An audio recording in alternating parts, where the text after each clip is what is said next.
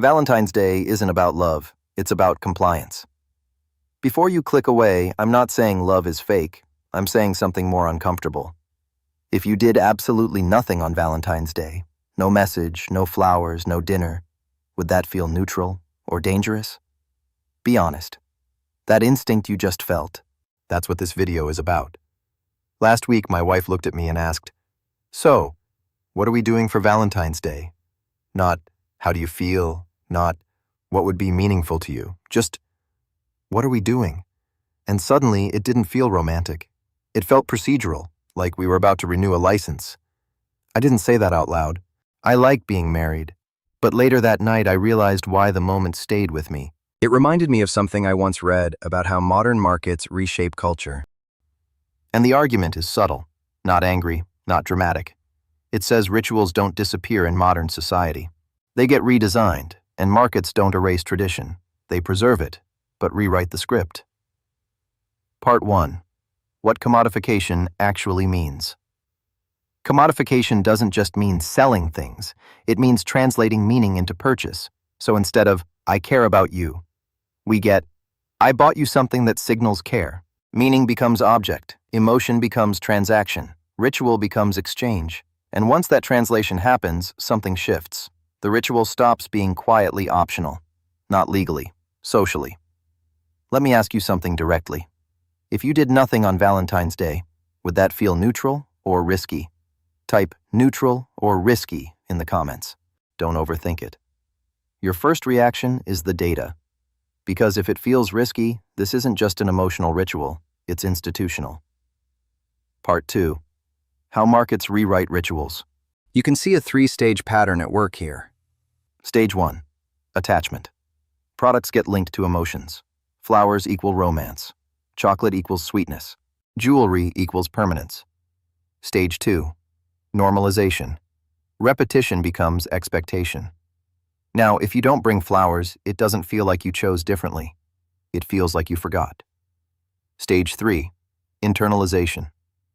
People begin to believe the expression is natural, but it was trained through advertising, through movies, through storefronts every February. And here's proof this isn't just theory. Historical case. The diamond engagement ring. When did diamonds become the universal symbol of love? Ancient Rome? Medieval Europe? No. The modern diamond engagement tradition exploded in the 20th century. In the 1930s, diamond sales were collapsing. So De Beers hired an advertising agency. Their problem wasn't supply, it was meaning. The campaign didn't say, "Buy diamonds," it said, "A diamond is forever." Then they added another rule. A man should spend 2 months' salary. 2 months. Not because geology requires it, because expectation does. First, diamond equals love, then diamond equals real love, then expensive diamond equals serious love. No ring feels like no commitment. That's internalization. That's a market rewriting a ritual. Part 3. Valentine's Day by the numbers. According to the National Retail Federation, Americans spent around $29 billion on Valentine's Day in 2025. Jewelry alone accounted for about $6.4 billion. The average person spent roughly $161. Candy, flowers, dinner reservations, plush toys, greeting cards. That's not accidental behavior, that's coordinated expectation. If participation were emotionally optional, non-participation wouldn't feel socially risky, but it does. Part 4. Emotional standardization.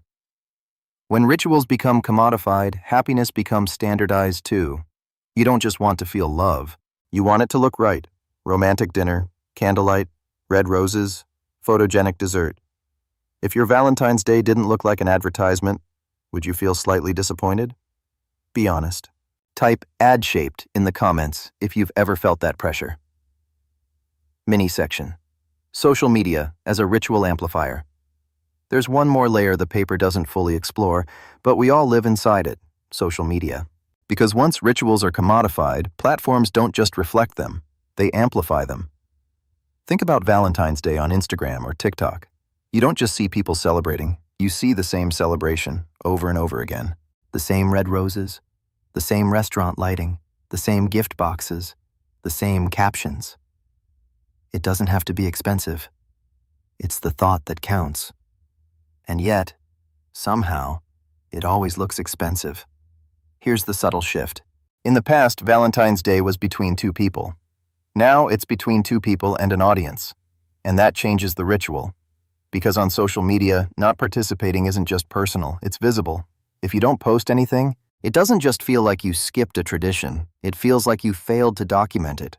Platforms quietly train us to believe that if it wasn't posted, it didn't really happen. This creates a feedback loop.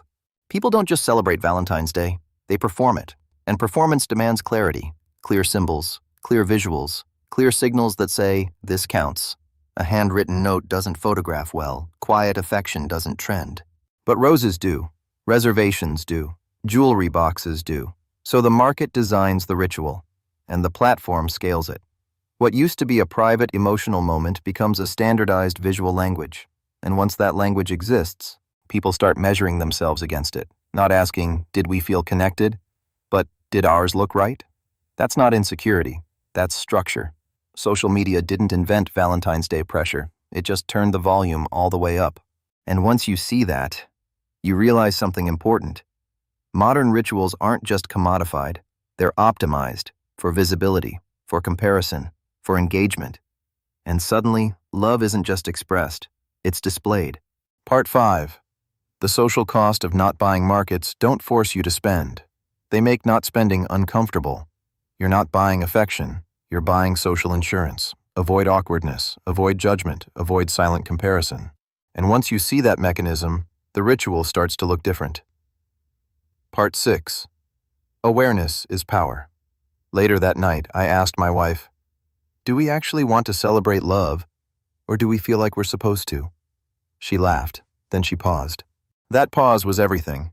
Because awareness isn't rejection. This kind of research doesn't say, stop celebrating. It says, see the structure. Once you see the structure, you regain agency.